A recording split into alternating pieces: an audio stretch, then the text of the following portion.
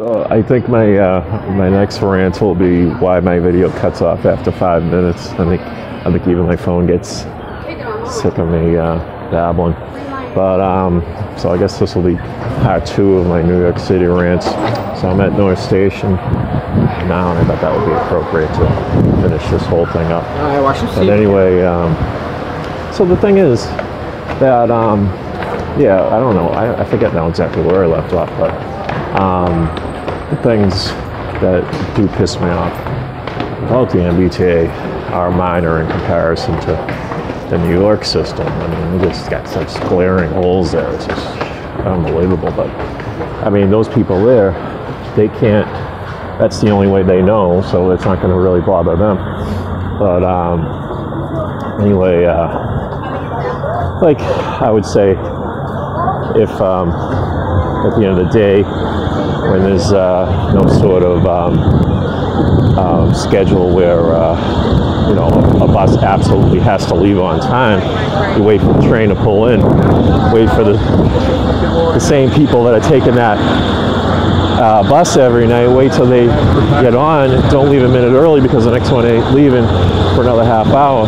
And it's not like you're dropping you know, 100 people off at each stop. You know, there's only a few, and if you don't wait for them to get on, especially during the winter, you know, and those people are stuck at Forest Hills for half an hour waiting to get to Walpole or whatever. And that to me is just a common sense issue. But this is a New York City rant, not a Boston rant. So back to New York.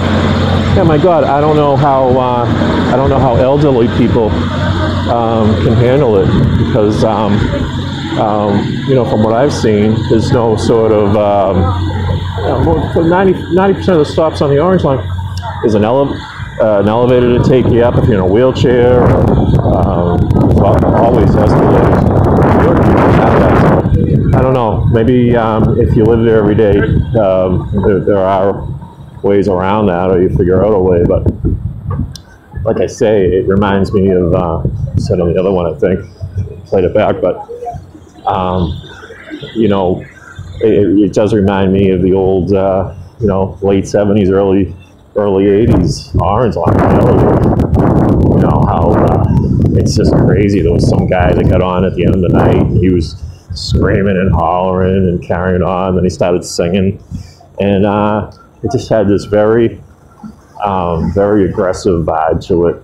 And that's how I remember the old Orange Line, you know, going through Dudley Station. And even how, like, the Orange Line made all the stops even sound less intimidating now. You go through Stony Brook and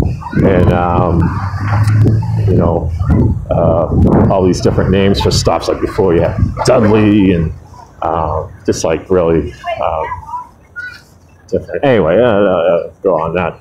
But yeah, I don't know. It's hard when you're just rambling on like this, because you get nobody to bounce anything off of. But yeah, it's just a whole different vibe there. And you know, when I do come back, I'm grateful for how it is here and how simple things are in comparison. And that feeling lasts about 2 days until I'm back into the Boston routine. So I guess wherever you are, nothing is perfect, and you just kind of have to try to adapt.